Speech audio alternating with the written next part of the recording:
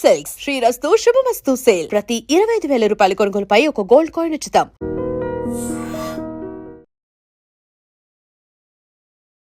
నమస్కారం, welcome to I dream. ధర్మ మార్గం విత్ విజిత కార్యక్రమానికి స్వాగతం.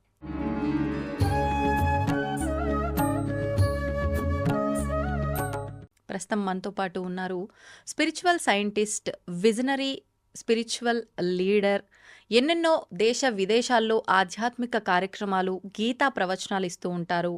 దేశ విదేశాల్లో ఉన్న వాళ్ళందరికీ కూడా ఆన్లైన్లో కూడా గీతా ప్రవచనాలు, గీతా క్లాసెస్ చెప్తూ ఉంటారు.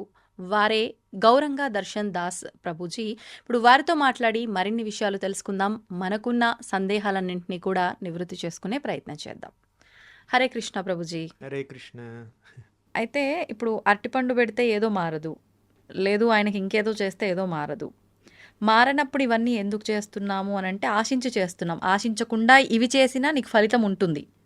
అది మీరు ఇందాక చెప్పిన దాన్ని బట్టి, అంటే మనం ఆరాధన చేసినా ఏం చేసినా ఆశించి చేస్తున్నాం. మనం ఆశించిన దానికి అది జరగట్లేదు అని అంటే ఖచ్చితంగా మనం ఇందాక మాట్లాడుకున్న కోపం, ద్వేషం భగవంతుడి పైన కూడా, అక్కడ మనకు ఇందాక అర్జునుడి కోడలు గాక దేవుళ్ళని మార్చితే బాగుండు అని మీరు చెప్పినట్టుగా మనం మార్చేయటము, ఇవన్నీ చూస్తున్నాం. అంటే ఒక పాపపు రాశి అక్కడంతా ఉన్నప్పుడు మనము దాన్ని దృష్టిలో పెట్టుకొని ఈ పూజలు, సరే ఈ పాపం తగ్గాలనో లేకపోతే నాకు పుణ్యం నేను మూట కట్టుకోవాలనో ఇవన్నీ చేస్తున్నాం. ఇవన్నీ కాదు, ఇవన్నీ చేస్తే ఏమీ జరగదు. ఎందుకంటే మన ప్రారంధంలో ఏముందో మనకు తెలియదు కాబట్టి. పోనీ నామం, మీరు అన్నట్లుగా భగవంతుడి నామస్మరణ చేస్తే మరి ఇవన్నీ సాధ్యపడతాయా? ఇంకా నేను ఈ అగరబత్తీలు పెట్టను, నేను ఈ అరటి పండ్లు, ఈ నైవేద్యాలు చేయను, అసలు నేను టెంపుల్కి కూడా వెళ్ళను, నేను ఇక్కడే ఉన్న ఫలంగా ఎక్కడ కూర్చున్నానో అక్కడ నిత్యము నేను స్వామి నామస్మరణ చేసుకుంటా, మరి నాకు సాధ్యపడతాయా ఇవన్నీ అంటే ఏం చెప్తారు? నామస్మరణ ఒక టాపిక్, ఓకేనా? దాని గురించి చెప్తాను. దాని ముందు నేను అగరబత్తి వెలిగించను, నైవేద్యం పెట్టను, గుడికి వెళ్ళను అంటే అలా చేయకుండా నామం చేసినా కూడా మనకి బెనిఫిట్ రావచ్చు. కానీ చేయకుండా ఎందుకు ఉండాలి? చెయ్యకూడదని నేను అనలేదు ఇంతకుముందు. ఒక సద్భావనతో చేయండి, ఒక ఒక భక్తి భావనతో చేయండి, ఒక స్వార్థపూరిత భావనతో కాదు. ఇంకొక మాట అండి, ఇది చేస్తున్నాం కదా, దీపం వెలిగిస్తున్నాం కదా, అగరబత్తి వెలిగిస్తున్నాం కదా, అరటిపండు పెడుతున్నాం కదా, కొబ్బరికాయ కొడుతున్నాం కదా అని చెప్పి పాపాలు చేస్తారు కొంతమంది.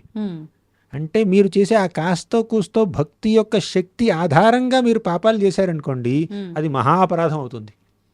ఓకే, అంటే భక్తిని వాడుకుని వచ్చిన కాస్తో కూస్తో పుణ్యాన్నో స్పిరిచువల్ క్రెడిట్స్నో వాడుకుని పాపాలు చేసామండి, మహా అపరాధం అది. భక్తి ముసుగులో దుర్మార్గాలు అంటారా? ఏదో ఒకటి నాకు దానికి ట్యాగ్ లైన్ మీరు ఇచ్చుకోండి. బట్ ఇదొక, దీన్ని 10 నామాపరాధాలు ఉన్నాయి, అందులో 7వ నామాపరాధం ఇది. అంటే మనం చేసేటటువంటి ఆ భక్తి యొక్క శక్తి యొక్క ఆధారంతో మనం ఏదో పాపాలు చేస్తున్నాం, ఆ భక్తి నన్ను కాపాడుతుంది కదా అని. అది తప్పండి, భగవంతుడికి కలుగుతుంది, దేవుణ్ణి వాడుకుంటున్నట్టు అనమాట. సరే, ఇప్పుడు అసలు విషయం నామాన్ని దగ్గరికి వద్దాం. భక్తి మార్గాన్ని ఆచరించాలి, నైవేద్యం పెట్టండి, గుడికి వెళ్ళండి, కొబ్బరికాయ కొట్టండి, ప్రదక్షిణాలు చేయండి, సాష్టాంగ ప్రణామాలు చేయండి, అన్నీ చేయండి, ఒక భక్తి భావనతో చేయండి. కేవలం భౌతిక సుఖాలని ఆశించి మాత్రమే కాదు. ఓకే, సరే. ఇప్పుడు నామం దగ్గరికి వస్తే హరినామానికి ఎన్నెన్నో మహత్తులు ఉన్నాయండి. మధుర మధురమేతన్ మంగళం మంగళానాం సకల నిగమవల్లీ సత్ఫలం చిత్స్వరూపం సకృదపి పరిగీతం శ్రద్ధయా హేళయావ భృగువర నరమాత్రం తారయేత్ కృష్ణనామ. మధుర మధురమేతన్, మధురమైన వాటన్నింటిలోకి అత్యంత మధురమైనది కృష్ణనామం. మంగళం మంగళానం అంటే మనకి మంగళాల్ని, శుభాల్ని చేకూర్చే అన్ని ప్రక్రియల్లో కృష్ణుడి యొక్క నామజపం అన్నింటికన్నా ఉత్తమమైనది. మంగళం మంగళానం సకల నిగమవల్లి అంటే అన్ని శాస్త్రాల్ని ఒక వల్లి, ఒక క్రీపర్తో పోలిస్తే, ఒక లతతో పోలిస్తే ఆ లతకి పుట్టినటువంటి తీయని పండు శ్రీకృష్ణ నామం. సకృదపి పరిగీతం, ఒక్కసారి మీరు ఉచ్చరించిన నామాన్ని, ఒక్కసారి ఆయన యొక్క నామాల్ని గానం చేసినా కూడా, శ్రద్ధయా హేళయావ, శ్రద్ధతో చేసినా కూడా, ఒక హేళనతో, ఒక నిర్లక్ష్యంతో చేసినా కూడా, తారయేత్ కృష్ణ నామ, ఆ కృష్ణనామం మనల్ని తరింపజేస్తుంది, మనకి ఆధ్యాత్మికంగా లాభాన్ని చేకూరుస్తుంది కానీ నష్టాన్ని కాదండి. అది నామం యొక్క మహత్వం. ఇలా శ్రీకృష్ణ నామాన్ని గురించినటువంటి శ్లోకాలు ఎన్నో, కొన్ని కొన్ని వందల కొలది ఉన్నాయి మన శాస్త్రాల్లో. శత్రుచ్ఛేదైక మంత్రం సకలముపనిషద్వాక్య సంపూజ్య మంత్రం సంసారోచ్ఛేద మంత్రం సముచిత తమసః సంఘ నిర్యాణ మంత్రం సర్వైశ్వర్యైక మంత్రం వ్యసన భుజగ సందష్ట సంత్రాణ మంత్రం జిహ్వే శ్రీకృష్ణ మంత్రం జప జప సతతం జన్మ సాఫల్య మంత్రం. శత్రుచ్ఛేదైక మంత్రం, మన శత్రువులందరినీ నశింపజేసే మంత్రం అండి కృష్ణ మంత్రం. అదేమిటండి భక్తులకు శత్రువులు లేరన్నారు ఇందాక, ఇప్పుడు శత్రుచ్ఛేదైక మంత్రం అంటున్నారు. ఇప్పుడు శత్రువులు అంటే బయట ఉన్న వ్యక్తులు కాదండి, మనలోనే ఉన్న అరిషడ్ వర్గాల శత్రువులు, మనలోనే ఉన్న కామం, క్రోధం, లోభం, మోహం, మదం, మాత్సర్యం మన శత్రువులు. మనలో ఉన్నటువంటి ఈర్ష్య, అసూయ, ద్వేషం, పగ ఇవి మన శత్రువులు. ఆ శత్రువుల్ని పూర్తిగా నాశనం చేసే మంత్రం కృష్ణ మంత్రం. శత్రుచ్ఛేదైక మంత్రం సకలముపనిషద్వాక్య సంపూజ్య మంత్రం. అంటే అన్ని ఉపనిషత్తులు, అన్ని శాస్త్రాలు ఈ కృష్ణ మంత్రాన్ని పూజిస్తున్నాయండి. అంటే రికమెండ్ చేస్తున్నాయి ఈ మంత్రాన్ని జపించమని. సంసారోచ్ఛేద మంత్రం, ఈ సంసార సాగరాన్ని, ఈ సంసారంలో మనం పడే కష్టాలన్నింటినీ ఛేదించే మంత్రం కృష్ణ మంత్రం. సముచిత తమసః సంఘ నిర్యాణ మంత్రం. అంటే తమస్సు అంటే అజ్ఞానం, అజ్ఞానాంధకారం. మనల్ని అజ్ఞానాంధకారా నుంచి బయటపడేసే మంత్రం అండి ఈ కృష్ణ మంత్రం. కృష్ణ మంత్రాన్ని జపించినంత మాత్రాన, హరే కృష్ణ మహామంత్రాన్ని జపించినంత మాత్రాన మనకి ఆధ్యాత్మిక జ్ఞానం కలుగుతుంది. ఇప్పుడు ధ్రువుడు ఉన్నాడండి, 5 ఏళ్ల వయసులో ఓం నమో భగవతే వాసుదేవాయ అని 6 నెలల పాటు జపించాడు. ఫిలాసఫీ చదవలేదు, గురుకులానికి వెళ్ళలేదు, వేదాధ్యయనం చేయలేదు, పూజలు పునస్కారాలు ఏమీ తెలియదు పిల్లవాడికి, 5 ఏళ్ల బాలుడు. కానీ ఒకటే చేశాడు, వాసుదేవ మంత్రాన్ని జపించాడు అంతే, 6 మాసాల పాటు అంతే. భగవంతుడి సాక్షాత్కారం కలిగింది. ఇక వాసుదేవుణ్ణి కీర్తించాలనుకున్నాడు, స్తుతించాలనుకున్నాడు ధ్రువుడు. కానీ పరిజ్ఞానం లేదు, మంత్రం తప్ప ఇంకేం తెలియదు. అప్పుడు వాసుదేవుడు ఏం చేశాడంటే తన యొక్క పాంచజన్య శంఖాన్ని తీసుకుని ధ్రువుడి తలకిలా ఆనించాడండి. అంతే. అన్ని శాస్త్రాల సారం ధ్రువుడికి అర్థమైపోయింది. కేవలం వాసుదేవ మంత్రాన్ని జపించినంత మాత్రానే అన్ని శాస్త్రాల్ని, అన్ని వేదాల్ని, అన్ని పురాణాలని పూర్తిగా అవగాహన చేసుకున్నాడండి ధ్రువుడు. సకలముపనిషద్వాక్య సంపూజ్య మంత్రం సంసారోచ్ఛేద మంత్రం సముచిత తమసః సంఘ నిర్యాణ మంత్రం. అంటే మనల్ని ఈ తమస్సు, అజ్ఞానాంధకారా నుంచి బయటకు తీసుకువెళ్ళి మనకి నిజమైనటువంటి ఆధ్యాత్మిక జ్ఞానాన్ని ప్రసాదించే మంత్రం అండి ఈ కృష్ణ మంత్రం. తర్వాత సర్వైశ్వర్యైక మంత్రం, అన్ని ఐశ్వర్యాల్ని కలిగించే మంత్రం కృష్ణ మంత్రం. ఐశ్వర్యం అనగానే కనిపిస్తూ డబ్బు, బంగారం, సింగారం, నగలు, మణులు, మాణిక్యాలు, అది కాదండి ఐశ్వర్యం అంటే. ఇక్కడ ఒక ఆత్మకి, ఒక జీవుడికి నిజమైనటువంటి ఐశ్వర్యం భగవంతుడి పట్ల ప్రేమ, భగవంతుడి పట్ల భక్తి. ఆ భగవద్భక్తే నిజమైన ఐశ్వర్యం. ఆ ఒక్క ఐశ్వర్యం మనకి చనిపోయిన తర్వాత కూడా మనతో పాటు వస్తుందండి. మీరు ఏ ఐశ్వర్యం ఉన్నా కూడా, పెద్ద కార్లు ఉన్నా, బంగ్లాలు ఉన్నా, నెక్లెస్లు ఉన్నా, వజ్రాల వైఢూర్యాలు ఉన్నా, ఆ ఐశ్వర్యంలో ఇసుమంత కూడా మీతో రాదండి చనిపోయిన తర్వాత. కానీ భక్తి, భగవంతుడి పట్ల ప్రేమ అనే ఐశ్వర్యాన్ని గనక మీరు సంపాదించుకుంటే మీకన్నా ధనవంతులు లేరు. అది మీ మరణం తర్వాత కూడా మిమ్మల్ని వెంటాడి వస్తుందండి. అది భక్తి సంపద. ఆ భక్తి సంపదని, ఆ ప్రేమ సంపదని, ఆ నిజమైనటువంటి ఆధ్యాత్మిక ఐశ్వర్యాన్ని ప్రసాదించేది కృష్ణ మంత్రం. సర్వైశ్వర్యైక మంత్రం వ్యసన భుజగ సందష్ట సంత్రాణ మంత్రం. మన వ్యసనాలు ఉంటాయి చూడండి, దాన్ని భుజగా అన్నారండి, పాములు. అప్పుడు పాముల్ని మనం కంట్రోల్ చేయాలంటే ఏం చేస్తాం, ఇది పాములోడు బోర ఉడతాడు, లేదంటే మంత్రాలు వేస్తాడు, కొన్ని మూలికలు వేస్తాడు కదా. ఈ కృష్ణ మంత్రం అలా మూలికలాగా పనిచేస్తుందండి. ఆ బోర్లాగా పనిచేస్తుంది. కంట్రోల్లో పెట్టడానికి. మన యొక్క వ్యసనాలనే ఈ కంట్రోల్లో కాదు, చంపేయడానికి. ఓకే. మన వ్యసనాలని, దుర్వ్యసనాలని, మనం పడే కష్టాలని, మనకున్నటువంటి దురలవాట్లని పూర్తిగా సమూలంగా నాశనం చేసే మంత్రం అండి కృష్ణ మంత్రం. సర్వైశ్వర్యైక మంత్రం, వ్యసన భుజగ సందష్ట సంత్రాణ మంత్రం, జిహ్వే శ్రీకృష్ణ మంత్రం. మీ యొక్క జిహ్వతో, మీ యొక్క నాలుకతో కృష్ణ మంత్రాన్ని జపించండి. జప జప సతతం, సతతం జపించండి. జన్మ సాఫల్య మంత్రం. ఈ విధంగా మీ యొక్క జన్మ సఫలం అవుతుంది. బాగుందండి. అంటే ఇన్ని జరుగుతాయి ఒక్క మంత్రంతో, అంటే ఒక్క నామంతోటే ఇన్ని జరిగిపోతాయి. ఎందుకని అంటే ఎన్నెన్నో చేసి పేర్కొని పెట్టుకున్నాం అక్కడ, ఇవన్నీ కూడా తొలగిపోతాయి. అన్నిటికీ ఒక మంచి క్లియర్ రూట్ ఏర్పడుతుంది ఈ నామం చేయటం వల్ల, జపం చేయటం. ఎందుకు అంత గొప్పతనం, ఎందుకు ఆ నామానికి? అభిన్నత్వ నామనామిను. దీని అర్థం ఏమిటంటే, నామ అంటే నామానికి, నామి అంటే ఆ నామాన్ని కలిగినటువంటి వ్యక్తికి తేడా లేదండి. ఇప్పుడు మీకు మీ పేరుకి ఒక తేడా ఉంది, నాకు నా పేరుకి ఒక తేడా ఉండొచ్చు. కానీ భగవంతుడికి ఆయన పేరుకి తేడా లేదండి, వ్యత్యాసమే లేదు. మీరు కృష్ణ అంటే కృష్ణుడి యొక్క స్వరూపంలో ఎంత శక్తి ఉందో ఆ శక్తి అంతా ఈ ఒక నామంలోనే ఉంది. అందుకే శ్రీ చైతన్య శిక్షాష్టకంలో ఏమంటారంటే, నామ్నామకారి బహుధా నిజ సర్వశక్తి తత్రార్పిత నియమిత స్మరణీయన కాల. నామ్నామకారి బహుధా అంటే భగవంతుడి యొక్క నామాలు ఎన్నో ఉన్నాయి. నిజ సర్వశక్తి, భగవంతుడి యొక్క సర్వశక్తుల్ని ఆ యొక్క నామంలో ఆయన నిక్షిప్తం చేశాడండి. కృష్ణ అనే నామంలో కృష్ణుడి యొక్క స్వరూపంలో ఎంత శక్తి ఉందో ఆ శక్తి అంతా కృష్ణ నామంలో ఉంది.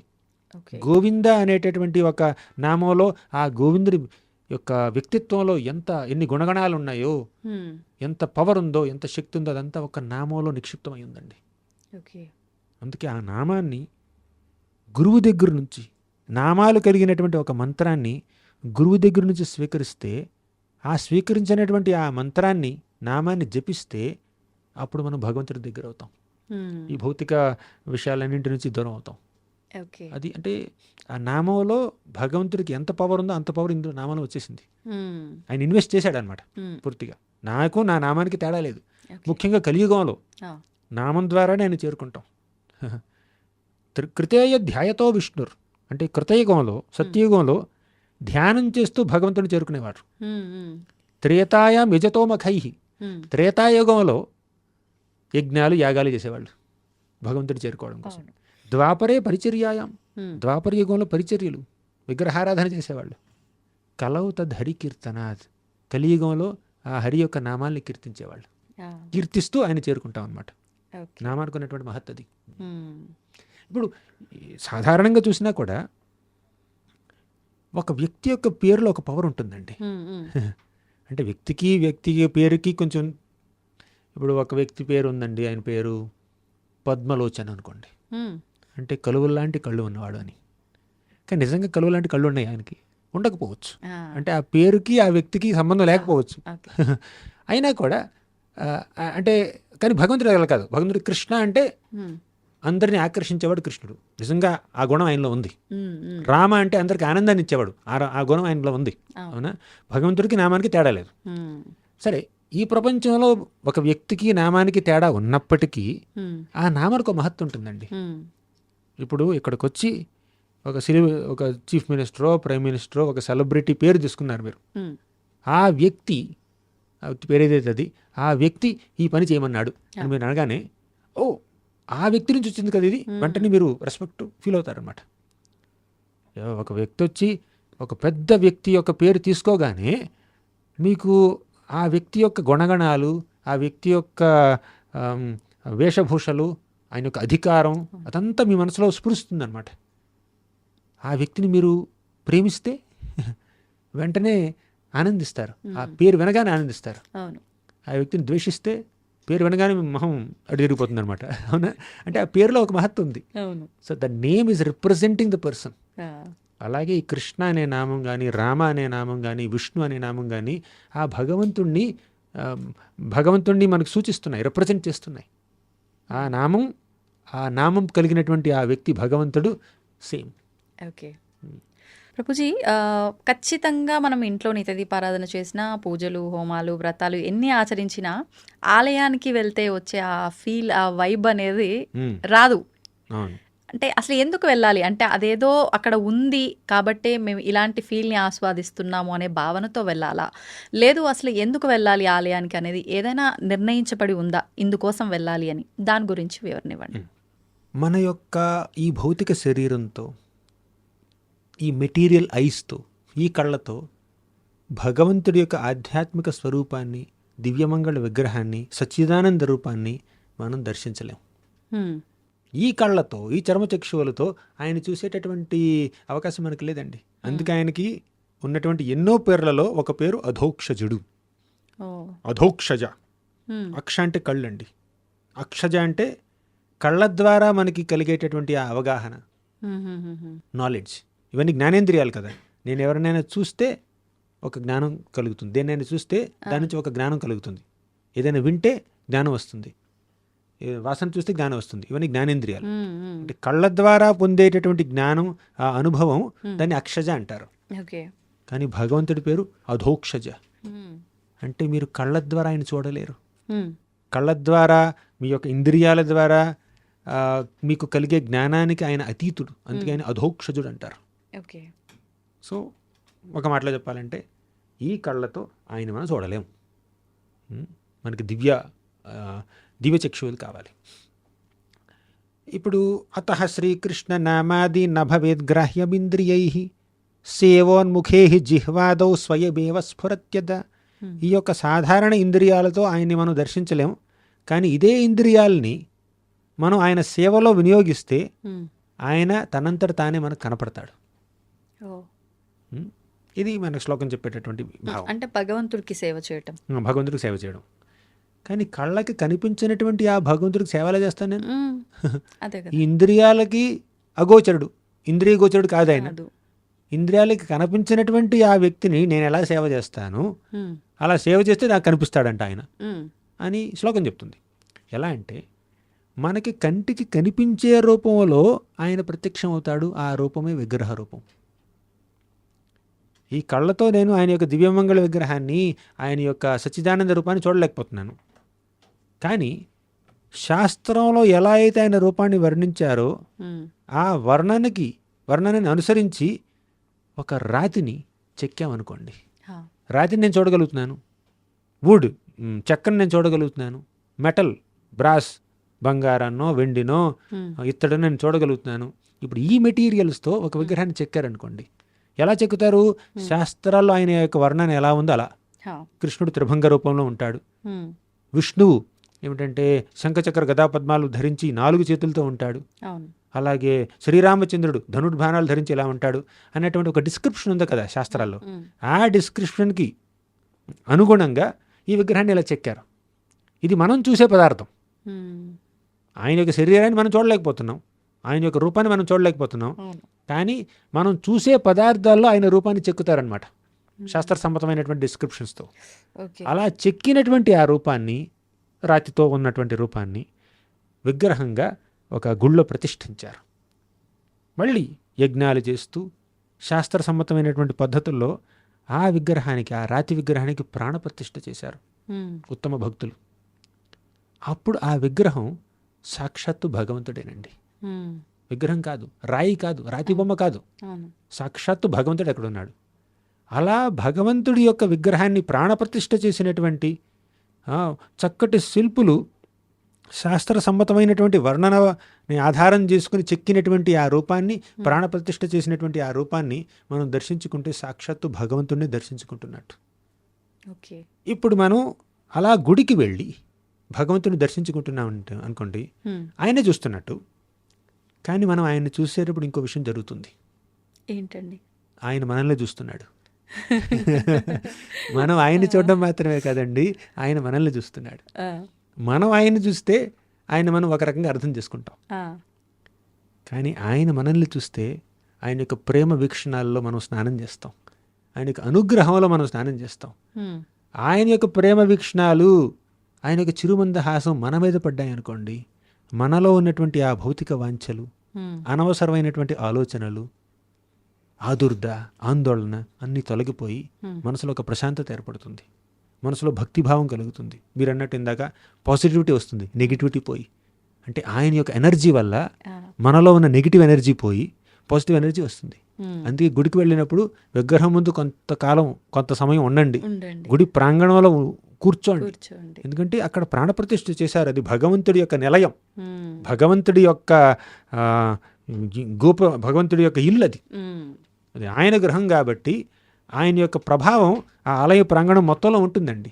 ఆ ఆరాలో ఎంతో మహత్తు నిండినటువంటి, ఎంతో శక్తి నిండినటువంటి ఆ ప్రాంగణంలో మీరు కూర్చుంటే మీ మనసులో ఉన్నటువంటి అపవిత్రత పోయి మీరు పవిత్రులవుతారు. ఎలా తెలుస్తుంది ప్రభుజీ? అంటే మనం ఆయనను చూస్తున్నాం, అది మన క్లారిటీ ఉంది, ఆయన చూపు మన మీద ఉంది అని. దాంట్లో నమ్మకం ఉండాలి. క్లారిటీ ఉందన్నారు. క్లారిటీ ఎక్కడి నుంచి వస్తుందండి? ఒక ఫెయిత్, ఒక నమ్మకం నుంచి వస్తుంది, విశ్వాసం నుంచి వస్తుంది. ఇప్పుడు ఆయన భగవంతుడని నమ్మినప్పుడు మీరు ఆయన చూస్తున్నారు, ఆయన మీరు చూస్తున్నాడని ఎందుకు నమ్మట్లేదండి? మీరు పెట్టేటటువంటి ఆ నైవేద్యం ఆయన తింటున్నాడని నమ్మాలి. అవును. ఒక స్టోరీ చెప్తాను వినండి. ఈ సందర్భంలో ఒకసారి ఒక గురువు గారు పిల్లలందరికీ పాఠం చెప్తున్నాడు. భగవద్గీతలో శ్లోకాలు చెప్తున్నాడు అనమాట. ఏమని? పత్రం పుష్పం ఫలం తోయం యో మే భక్త్యా ప్రయచ్చతి తదహం భక్త్యుపహృతం అశ్నామి ప్రయతాత్మనః. అంటే పత్రమైన అంటే ఆకు, పుష్పమైన పువ్వు, ఫలం పండు, తోయం నీరు, ఈ నాలుగింట్లో ఏదైనా, ఈ నాలుగే కాదు ఇంకా ఏదైనా కూడా ఒక భక్తితో భగవంతుడికి సమర్పిస్తే ఆయన స్వీకరిస్తాడు. అది శ్లోకం యొక్క అర్థం. ఈ శ్లోకాన్ని మన గురువు గారు పిల్లలందరికీ చెప్పాడు. ఒక పిల్లాడు అడిగాడు, లేచి నిలబడ్డాడు, మీరు ఏదైనా భక్తితో భగవంతుడికి నివేదన చేస్తే ఆయన స్వీకరిస్తాడు అని శ్లోకం చెప్తున్నారు. మీరు ప్రతిరోజు మీరు భగవంతుడికి నైవేద్యం పెడుతున్నారు, కానీ ఆయన ఒక్క మెతుకు కూడా తినట్లేదు. అంతే కదా? దేవుడి దగ్గర నైవేద్యం పెడతారు, పండో లేదో పెడతారు, గంట కొడతారు, మంత్రం చదువుతారు, ఆయన ముందు ఒక 10 నిమిషాలు ఉంచుతారు, మళ్ళీ తీసుకుని మనమే తినేస్తాం అనమాట. ఒక్క మెతుకు కూడా తగ్గదు. 4 లడ్డూలు దేవుడికి నివేదన చేస్తే 4 లడ్డూలు యాజ్ ఇట్ ఈస్గా ఉంటాయి. ఒక బూందీ, ఒక చిన్న ఇది కూడా తగ్గదు అనమాట. అప్పుడు పిల్లాడు అన్నాడు, ఆయన నిజంగా స్వీకరిస్తే ప్లేట్ ఖాళీ అవ్వాలి కదా, ప్లేట్లో పెట్టిన ఫుడ్ అలాగే ఉంది. ఇంకా చెప్పాలంటే వేడి ఫుడ్ పెడుతున్నారు, అది చల్లబడి బయటకు వస్తుంది. అంతకు మించి తేడా కనిపించట్లేదు నాకు. అంటే మీరు పెట్టినటువంటి క్వాంటిటీలో అలాగే ఉంది, తగ్గట్లేదు. అంటే మన గురువుగారు ఏమన్నారంటే, ఆయన నువ్వు తిన్నట్టు తినడు, నీలాగా చేతులతో కలుపుకుని నోటితో తినడం ఆయనకు అవసరం లేదు, కళ్ళతో చూసి తినేస్తాడు అని చెప్పాడు. కానీ పిల్లాడికి అర్థం కాలేదు. తింటే ప్లేట్ ఖాళీ అవ్వాలి, అది మా తల్లిగారు నాకు ఫుడ్ పెడితే నేను ప్లేట్ ఖాళీ చేయాలన్నమాట, అప్పుడే నేను తిన్నట్టు. పొట్ట నిండాలి, ప్లేట్ ఖాళీ అవ్వాలి, కానీ అది జరగట్లేదు. అంటే గురుగారు ఏమన్నారంటే, క్లాస్ అయిపోయింది అన్నారు. క్లాస్ అయిపోయింది, రేపు రండి మాట్లాడుకుందాం అన్నాడు. కానీ రేపటికల్లా ఈ శ్లోకం కంఠస్థం చేసి రండి అని చెప్పాడు. హోంవర్క్ ఇచ్చేసాడు అనమాట. పిల్లలందరూ ఇంటికి వెళ్ళారు. నెక్స్ట్ రోజు వచ్చారనమాట. అడిగాడు మన గురువుగారు ఏమన్నారంటే, పిల్లలందరూ నేర్చుకున్నారా శ్లోకం అంటే? అందరూ లేచి నిలబడి చెప్పారనమాట. ఈ పిల్లాడు వంతు వచ్చింది. పిల్లాడిని అడిగారు, నువ్వు శ్లోకం నేర్చుకున్నావు అని అడిగారు. చెప్పాడు పిల్లాడు, తెలివైనవాడు, మంచి జ్ఞాపక శక్తి ఉన్న పిల్లాడు. వెంటనే లేచి పత్రం పుష్పం ఫలం తోయం యోమే భక్త్యా ప్రయచ్చతి తదహం భక్త్యుపహృతం అశ్నామి ప్రయతాత్మనః అని గుక్క తిప్పుకోకుండా చాలా కాన్ఫిడెన్స్గా చెప్పేశాడు అనమాట. అప్పుడు గురుగారు ఏమన్నారంటే, ఈ శ్లోకం నువ్వు ఎక్కడ నేర్చుకున్నావు అన్నారు. నేను చెప్పారు కదా మీరు అన్నారు. సరే ఎలా ప్రాక్టీస్ చేసావు అంటే, పుస్తకం చూశాను, నా దగ్గర భగవద్గీత ఉంది, భగవద్గీత చూసి చాలాసార్లు చదివాను, మీరు చెప్పిన ట్యూన్లో చూసి చాలాసార్లు చదివాను, చూడకుండా కొన్నిసార్లు చదివాను, మళ్ళీ చూసి చదివాను, మళ్ళీ చూడకుండా చదివాను, అలా కొన్నిసార్లు చదివితే పూర్తిగా నా మెమరీలోకి వెళ్ళిపోయింది అని చెప్పాడు. ఆహా, శ్లోకం నీ మెమరీలోకి వెళ్ళిపోయిందా అంటే, వెళ్ళిపోయింది అన్నాడు. చూడకుండా చెప్పాను కదా అన్నాడు.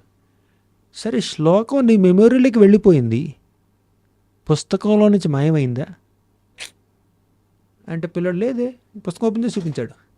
ఇప్పుడు ఈ శ్లోకం పుస్తకంలోనే ఉంది, నీ మైండ్లోనే ఉంది, నీ జ్ఞాపకంలోనే ఉంది. అలాగే భగవంతుడికి నువ్వు పెట్టే నైవేద్యం ఆయన పొట్టలోనూ ఉంటుంది, నీ ప్లేట్లోనూ ఉంటుంది. అంటే ఆయన తినడం నువ్వు నేను తిన్నట్టు చేతులతో కలుపుకుని నోటితో నవ్వులి మింగి అలా తినాల్సిన అవసరం లేదు. ఆయన స్పిరిచువల్గా తింటాడు, మెటీరియల్గా తినడు. కళ్ళకి కనిపించే విధంగా తినాల్సిన అవసరం లేదండి. కళ్ళకి కనిపించకుండానే మీరు పెట్టిన నైవేద్యం అంతా పూర్తిగా ఆవురావురమని తినేస్తాడు. అది మీ కళ్ళకి కనిపించకపోవచ్చు, కానీ తింటున్నాడన్న విశ్వాసం మనకు ఉండాలి. మీరు కర్టన్ మూసినప్పుడు లోపల ఆయన అదంతా ఆరగిస్తున్నాడండి, కానీ అది మన కంటికి కనిపించదు. మొత్తం తినేస్తే అప్పుడు మనం ఇంకో కంప్లైంట్ చేస్తాం, పెట్టిందంతా తినేసాడు నాకేం మిగుల్చలేదని. అసలు మనం పెట్టేటప్పటికి ఎక్స్పెక్టేషనే తినకూడదు, నేను తినాలి అదంతా, అవునా? అది ఉంటుంది, కొంతమందిలో ఉంటుంది. కానీ ఆయన తింటున్నాడండి, భక్తితో పెడితే తింటాడు, సింపుల్. అలాగే విగ్రహం కూడా మనం భక్తితో ఏ నైవేద్యం పెట్టినా కూడా విగ్రహం స్వీకరిస్తుంది. భగవంతుడు స్వీకరిస్తున్నాడు. రాముడిలా, కృష్ణుడిలా, విష్ణువులా, నరసింహస్వామిగా ఏ రూపంలో ఆ విగ్రహం అక్కడ మీకు భాసిల్లితే ఆ రూపంలో మన సేవని స్వీకరిస్తున్నాడు, మనం పెట్టే నైవేద్యాన్ని తింటున్నాడు, మన భక్తికి ప్రతిస్పందిస్తున్నాడు, మనల్ని తన ప్రేమ వీక్షణాలతో పూర్తిగా ముంచేస్తున్నాడు. ఆ విశ్వాసం మనకు ఉండాలండి.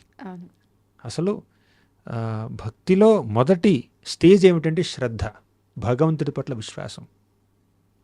ఆయన ఉన్నాడు, ఆయన ఉరికి మీద విశ్వాసం, ఆయన యొక్క కృప మీద విశ్వాసం చూపించు, అప్పుడు నేను నమ్ముతానంటే చూసే అర్హత నీకుందా? ముందు నమ్ము, కనిపిస్తాడు. ఇక్కడే చాలా మందికి ఇది వస్తుందన్నమాట. ఇప్పుడు ఒక చీఫ్ మినిస్టర్నో ప్రైమ్ మినిస్టర్నో చూడడానికి ఒక సాధారణ పౌరుడికి అపాయింట్మెంట్లు కావాలి. జీవితం అంతా కూడా అపాయింట్మెంట్ రాకపోవచ్చు. అంటే కేవలం ఒక దేశాన్నో, ఒక రాష్ట్రాన్నో, ఒక జిల్లానో పరిపాలించే ఒక అధినేతను చూడడానికే నీకు ఒక అర్హత కావాలంటే, ఈ సృష్టి మొత్తానికి ఆధారభూతుడైనటువంటి అఖిలాండ కోటి బ్రహ్మాండ నాయకుడైనటువంటి ఆ భగవంతుడిని చూడడానికి ఎంత అర్హత కావాలి?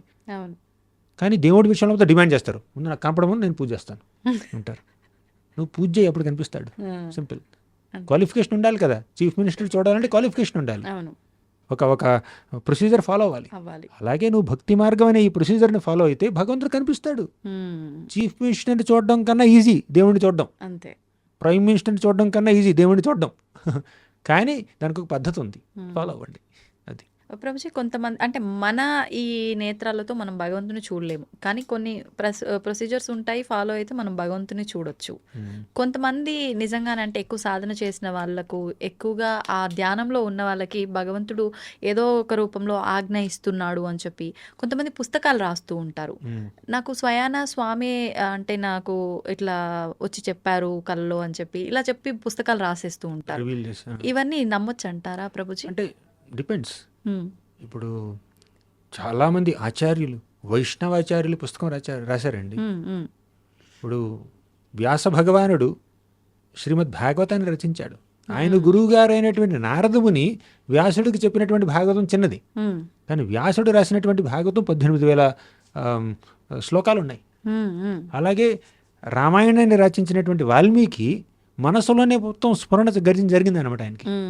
ఆ బ్రహ్మదేవుడి యొక్క అనుగ్రహంతో, భగవంతుడు శ్రీరామచంద్రుడి యొక్క అనుగ్రహంతో వాల్మీకి రామాయణంలో జరిగినటువంటి సంఘటనలన్నీ కళ్ళలో కనిపించాయి, ఆయన యొక్క ధ్యానంలో కనిపించాయి, చూసి రాశాడు ఆయన.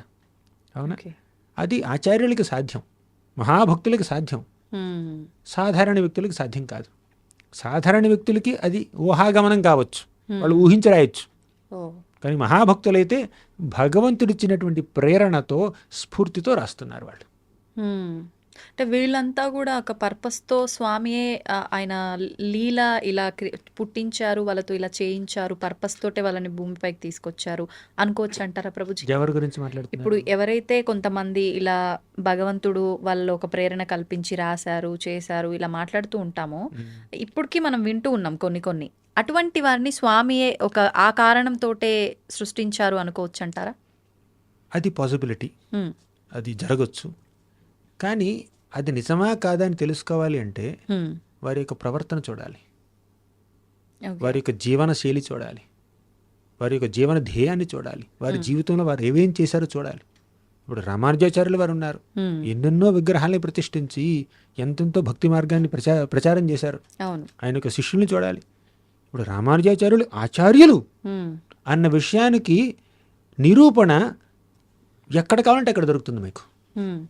అంటే ఆయన జీవితం పూర్తిగా భగవంతుడి యొక్క సేవకే అంకితం అన్న విషయం చాలా తేటతెల్లంగా తెలిసిపోతుంది అనమాట. కానీ సాధారణ వ్యక్తులు ఏదో పుస్తకం రాయొచ్చు, ఏదో పోయం రాయొచ్చు, పాట రాయొచ్చు, కానీ వారి జీవన శైలిలో భక్తి కనిపిస్తుందా మీకు? కనిపిస్తే సరే, వారు దేవుడి ప్రేరణ పొందారు, భగవంతుడే వారిని ఎంపవర్ చేసి అనుకోవచ్చు. కానీ అటువంటి ప్రేరణ కనిపించలేదు అనుకోండి, అటువంటి జీవనశైలి లేదనుకోండి. కొంతమంది ఉంటారండి, సినిమా పాటలు రాస్తుంటారు. ఒక సినిమాకి ఏమో భక్తి గీతం రాస్తారు, వేరే సినిమాకి అదే రచయిత ఇంకేదో గీతం రాయొచ్చు, ప్రేమ గీతం రాయొచ్చు, ఇంకేదో లేదంటే పిచ్చి గీతం రాయొచ్చు. అవునా? అంటే ఇది కేవలం కవిత్వం మాత్రమే, భక్తి లేదు. కానీ మహాభక్తులు కనుక భగవంతుడి గురించి వర్ణిస్తే ఆ వర్ణన కేవలం కవిత్వం కాదండి, అది వారికి భగవంతుడి పట్ల ఉన్నటువంటి ప్రేమను వ్యక్తం చేస్తున్నారు వాళ్ళు. జగదేవ గోస్వామి గీత గోవిందం రచించారు. గీత గోవిందం, దశావతార స్తోత్రం, ఇవన్నీ రచించారనమాట. సాక్షాత్తు జగన్నాథ స్వామి ఆ గీత గోవిందాన్ని, దశావతార స్తోత్రాన్ని వినడానికి ఎంతో ఉవ్విళ్ళూరిపోయేవాడు. ఒకసారి ఈ మన జగదేవ గోస్వామి ఒక బట్టలు నేస్తారు చూడండి, వాళ్ళ దగ్గరికి వెళ్ళాడు. వెళ్ళి ఈ గీత గోవిందం అని నేను రాసినటువంటి ఈ పాటని భగవంతుడిని వర్ణిస్తూ, ఆయన నామాల్ని, ఆయన యొక్క గుణాలని, ఆయన యొక్క లీలల్ని వర్ణిస్తూ నేను రాసినటువంటి ఈ భక్తి గీతాన్ని నువ్వు ఎంబ్రాయిడరీ చేయాలి వస్త్రం మీద, ఆ వస్త్రాన్ని నేను భగవంతుడికి అర్పిస్తాను అని ఆయన కోరిక అనమాట. ఈ నేతగాళ్ళు ఏమన్నారంటే, ఖచ్చితంగా చేస్తాం స్వామి, కానీ మేము ఈ కుట్టేటప్పుడు, అల్లిక చేసేటప్పుడు మీరు ఆ పాట పాడాలి. మీరు పాడుతుంటే ఆ పాట వింటూ, ఆ మధుర గానాన్ని వింటూ మేము కొడతాం అని అన్నారు. ఆయన ఒప్పుకున్నాడు. గీత గోవిందం పాడడం మొదలుపెట్టాడు. పాడుతూ పాడుతూ తన్మయత్వంలోకి వెళ్ళిపోయాడండి, సమాధిలోకి వెళ్ళిపోయాడు. పూర్తిగా ఇక ఈ ఎక్స్టర్నల్ కాన్షియస్నెస్ లేదు ఆయనకి, పూర్తిగా లీనమైపోయాడు. లీనమైపోయి మూర్ఛిల్లిపోయాడు. వీళ్ళు ఆపేశారు, కొట్టడం ఆపేశారు. అంటే పాట వినట్లే కదా. వెంటనే అక్కడ ఒక వ్యక్తి వచ్చాడు.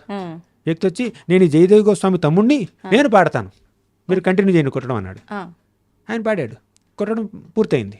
ఆ వచ్చిన వ్యక్తి వెళ్ళిపోయాడు. ఇంతలో జయదేవ్ గోస్వామి తేరుకుని, సారీ, నేను తన్మయత్వంలోకి వెళ్ళిపోయాను, నేను కొట్టడం ఎంతవరకు వచ్చిందంటే, అయిపోయింది, మీ తమ్ముడు వచ్చి పాడేశాడు. తమ్ముడా? నాకు తమ్ముడే లేడే, ఎలా ఉన్నాడు ఆ వ్యక్తి అంటే వీళ్ళు వర్ణించారు. ఆహా, సాక్షాత్తు శ్రీ జగన్నాథ స్వామి స్వయంగా వచ్చి నేను రాసినటువంటి పాటని ఆయన నోటితో పాడి ఆయనే కుట్టించుకున్నాడు ఆయన వస్త్రాన్ని అని అన్నాడు.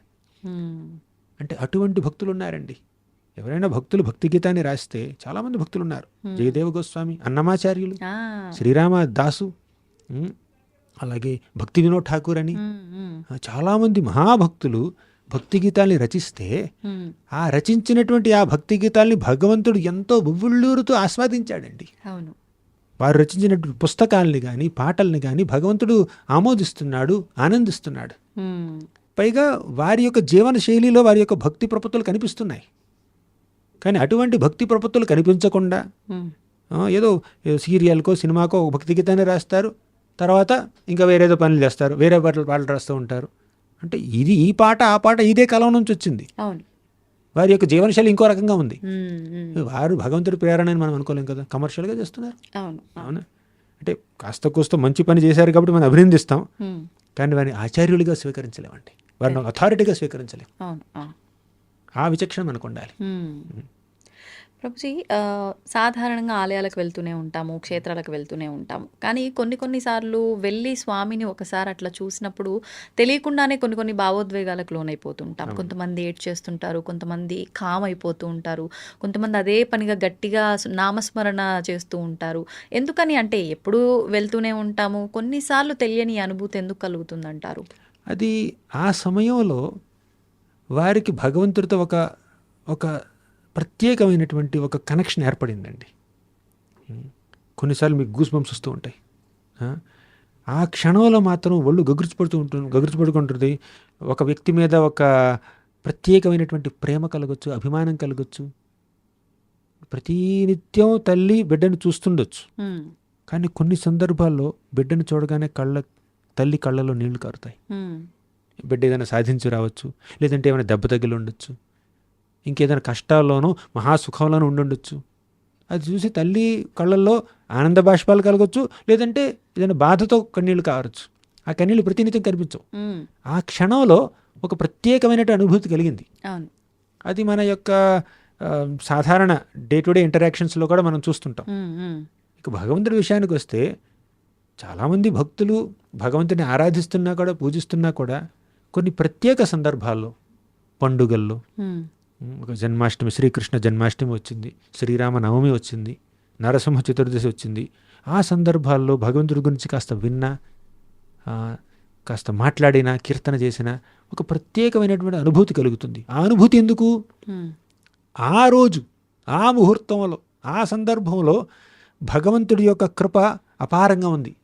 అంటే అంతమంది కలిసి వచ్చారు కాబట్టి ఆయన ఎంతో ప్రసన్నుడిగా ఉన్నాడు. అప్పుడు దానివల్ల మనకు ఒక ఎక్స్టసీ రావచ్చు, ఒక తన్మయత్వం రావచ్చు, లేదంటే కొన్ని ప్రదేశాల ఎనర్జీ ఉండొచ్చు.